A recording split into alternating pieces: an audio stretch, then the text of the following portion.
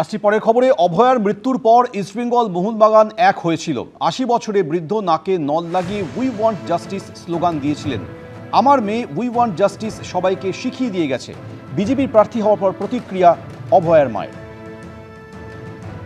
অভয়া মঞ্চ যারা তৈরি করেছিলেন বা যারা বিভিন্নভাবে সংগঠন তৈরি করে আপনাদের পাশে দাঁড়িয়েছিলেন বা এই আন্দোলনে নেতৃত্ব দিয়েছিলেন, তাদের সাথে আপনার কি সম্পর্ক হবে? সবার সঙ্গেই আমি ভালো সম্পর্ক রাখার চেষ্টা করব, কারণ আমরা তো কোনোদিন এত আন্দোলন দেখিনি। যেভাবে ওর মৃত্যুর পরে যে আন্দোলনটা হয়েছিল, কি ইস্টবেঙ্গল মোহনবাগান এক হয়ে স্লোগান দিচ্ছিল, এটা একটা অদ্ভুত ইতিহাস। ৮০ বছরের একজন মানুষ, সে নাকে অক্সিজেন নল লাগিয়ে উই ওয়ান্ট জাস্টিস করতে, ছোট্ট একটা 5 বছরের শিশুও রাস্তায় হেঁটেছিল উই ডিমান্ড জাস্টিস বলে। এই যে আমার মেয়ে যে শিখিয়ে দিয়ে গেছে মানুষকে উই ওয়ান্ট জাস্টিস, মানে আমরা আমাদের যে বিচারটা চাই, এটা মানুষ ভুলে গেছিল বলতে, সাহস করে বলতে পারতো না।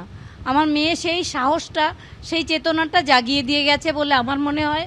তাই আমরা জিতব এবং এই তৃণমূলকে উৎখাত করব। ইস্টবেঙ্গল মোহনবাগান মহাবাগান সবাই এক হয়ে গেছিলেন, কিন্তু আপনি এখন হয় মোহনবাগান, নয়তো ইস্টবেঙ্গল, নয়তো মহাবাগান, কোনো একটা দলের সদস্য হয়ে গেলেন। ইস্টবেঙ্গল মোহনবাগান বা মোহনবাগান মহাবাগান কি আপনার সঙ্গে থাকবে? সবাই থাকবে আমার সঙ্গে, সবাই থাকবে। সিপিএমের ওপরে আপনার কিছু রাগ আছে, কিছু অভিমান আছে, কিছু ক্ষোভ আছে, দুঃখ আছে, কেন?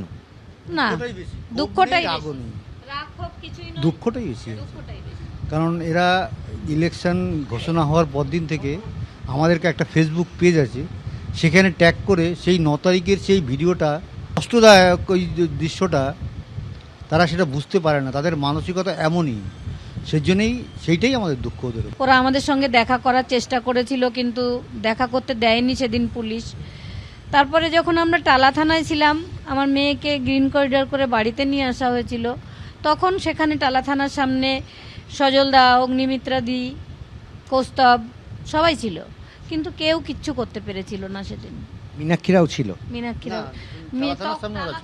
কিন্তু মীনাক্ষী বা কলতান এরা কি আটকে ছিল গাড়ি? হ্যাঁ, ভিডিওতে আমরা দেখেছি। পানিহাটি দীর্ঘদিন ধরেই তৃণমূলের ঘাঁটি, শক্তিশালী ঘাঁটি। সেইখানে দাঁড়িয়ে আপনার লড়াই কার সঙ্গে? সিপিএম, তৃণমূল, নাকি? আমাদের লড়াইটা কারোর সঙ্গেই নয়, পানিহাটিবাসীকে আমাদের সঙ্গে নিয়ে আসাটাই হচ্ছে আমাদের লড়াই। সমস্ত মানুষের কাছে যাব এবং বোঝাবো যে আমরা জিতলে আপনারাই জিতবেন। আমাদের কিছু পাওয়ার নেই, আমাদের দেওয়ার অনেক কিছু আছে মানুষকে। সেটাই আমরা মানুষকে বোঝাতে পারলে সব মানুষ আমাদের সঙ্গে আসবেন এবং বিপুল ভোটে আমরা জয়লাভ করব, এটা আমাদের বিশ্বাস। আপনি অভয়াকে রাজনীতির আঙিনা থেকে দূরে রাখতে পছন্দ করতেন, সবসময় বলতেন যে ওকে নিয়ে রাজনীতি না, কিন্তু আলটিমেটলি আপনার নির্বাচনে দাঁড়ানো, প্রার্থী হওয়া, সেখানে তো বারবার অভয়ের কথাই উঠে আসবে। আমি কিছুতেই রাজি হতে পারছিলাম না এই রাজনীতিতে আসতে, কারণ আমার মেয়ে পছন্দ করতো না। মেয়ে বলতো রাজনীতি খুব নোংরা মা, ওটা করতে হবে না। ও সব, আমরা কোনো দিন কোনো পার্টিতে যোগদানও করিনি, সমর্থনও করিনি, কোনো রাজনীতি আমাদের পরিবারে ছিল না। প্রথম মেয়ের কথা শুনলেন না? হ্যাঁ, এই প্রথমই মেয়ের কথাটা শুনিনি। মনে হয়েছে ওর কাছেও আমি ক্ষমা চেয়ে নিয়েছি, মা তোর বিচার তো আমি নেবই, সঙ্গে সঙ্গে যারা তোর মতো ভুক্তভোগী তাদের যদি আমি সুরক্ষা দিতে চাই, তাহলে আমার এই জায়গাটা, এই প্ল্যাটফর্মটা দরকার। সেই জন্যই এটা পানিহাটিবাসীরই লড়াই। যারা আমার মেয়েকে ঘরের মেয়ে মনে করেছিলেন তাদের লড়াই।